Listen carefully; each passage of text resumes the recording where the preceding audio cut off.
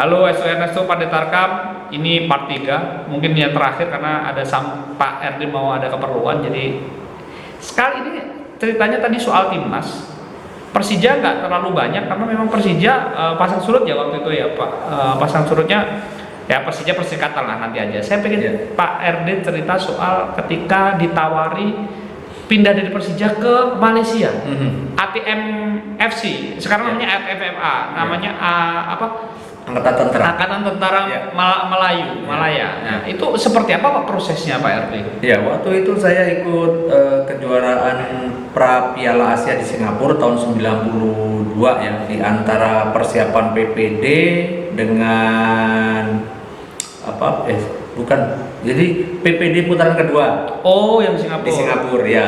Nah, disitulah waktu itu ada pelatih dari Angkatan Tentara Malaysia. Dulu kan banyak tuh pemain-pemain Indonesia yang ditawar-tawarin untuk main di Malaysia mulai dari tahun 89. Karena memang Malaysia waktu itu sedang gencar-gencarnya mau mempromosikan Liga Semi Pro-nya. Dulu belum pro tapi Semi Pro. Nah, terus saya ditawari Kadir Buyong nama pelatihnya waktu itu. Nah, kebetulan ditawarnya di klub Angkatan Tentara Malaysia dan waktu itu dia nggak tahu kalau saya juga tentara. Oke. Nah, tapi ketika tahu saya tentara, justru itu langsung pimpinan Angkatan Bersenjata Malaysia berkirim surat kepada Panglima TNI waktu itu masih Pak Herbi Murdani, Faisal Tanjung. Oh, Pak Faisal Tanjung. Faisal Tanjung. Nah, waktu itu kebetulan ketuanya PS ABRI itu Pak Mangindaan. Oh, Pak Mangindaan. Betul, mudahlah semua prosedur perizinan saya. Iyalah itu semua. Kemudian saya diberikan izin saya untuk memperkuat Tentara Malaysia dan saya main di Semi Pro di sana, dan waktu itu malah menawarkan 2 pemain dari PS ABRI. Udah jangan 1 tapi 2 aja, ambil nih gitu. Nah, saya dengan Soeharto Adi. Ya, nah dalam perjalanannya itulah saya mulai debut saya sebagai pemain profesional walaupun saya seorang tentara ya. Karena itu 1 musim full ya Pak? Iya, sebetulnya saya ketika kompetisi belum berakhir saya sudah disodori kontrak baru untuk saya diperpanjang, karena waktu itu pertama kali tim ini bisa mencapai 1 posisi yang sesuai target gitu. Lumayan kan, karena sebelumnya di papan bawah. Nah, terus dan waktu itu memang ketemunya berat, itu Selangor main di divisi 2, terus Kuala Lumpur FA, Singapura pun masih era Fandi Ahmad main di divisi 2. Nah, akhirnya ketika saya disodori perpanjangan, saya koordinasi dengan Jakarta, dengan Panglima tentunya.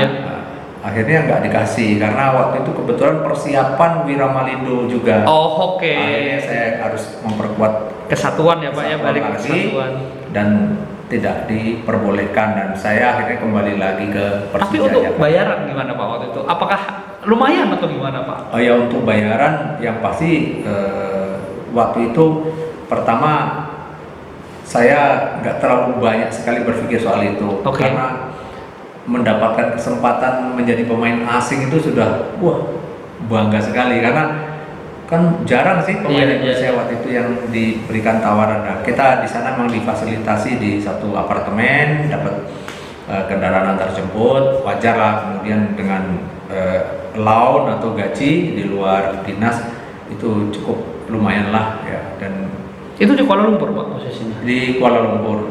Di saat yang sama sebenarnya ada Robi Darwis di Kelatan. Iya. Hanya waktu itu Robi Darwis hanya sempat bermain 1 pertandingan di pembukaan, setelah itu harus kena skorsing. Iya. Oke. Pak, apa yang didapat dari Malaysia itu Pak? Itu posisi udah belakang ya Pak ya di Malaysia? Saya main di gelandang. Oh, di gelandang. Iya. Jadi 92 itu saya masih main gelandang. Utility player. 93 saya baru main di posisi wingback kan. Pak RD ini utility player banget ya.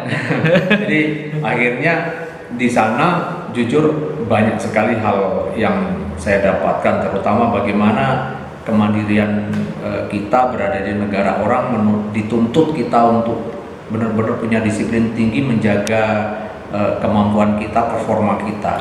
Dan itulah makanya saya pikir pentingnya buat pemain Indonesia itu kalau punya kesempatan main di luar, ambil. Kenapa? karena kita akan secara langsung belajar bagaimana menjadi seorang real profesional. Survive-nya itu yang penting ya Pak ya? Bagaimana dia harus betul-betul memanage diri sendiri ya di tempat lain, di tempat berbeda dengan culture yang mungkin berbeda gitu loh. Dan ini nilai yang sangat positif yang bisa saya pelajari di situ. Itu sudah menikah Pak posisi?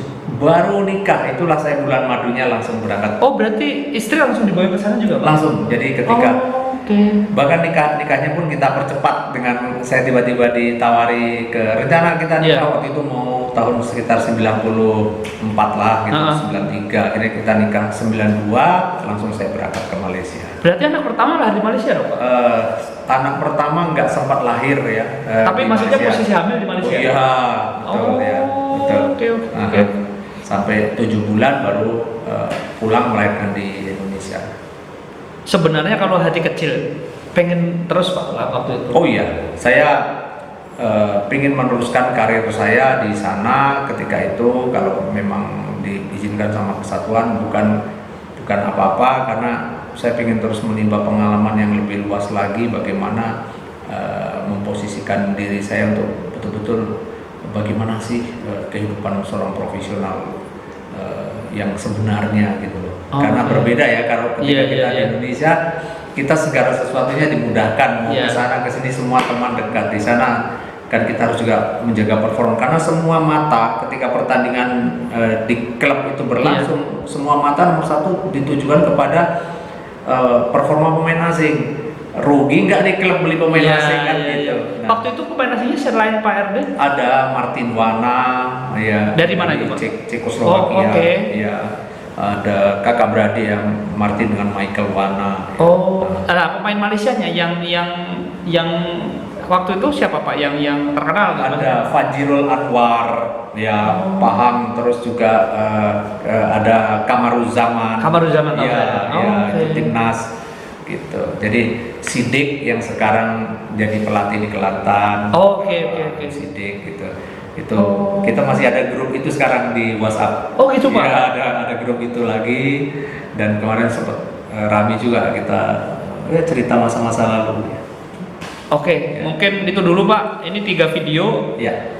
Pak RD nanti saya sambangin lagi karena ada keperluan. Jadi nanti akan ada saya sambangin lagi. Belum cerita soal Persikota, belum cerita soal Persija yang lebih detail. Tapi yang pasti pemain Indonesia kalau ada kesempatan di luar negeri ambil ya Pak. Ambil. Itu penting buat karir dan untuk paling tidak belajar survive. Oke. Terima kasih Pak RD sudah mengganggu. Saya STRSO, saya Pendeta Tarkam. Sehat selalu Pak RD. Terima kasih. Sehat selalu.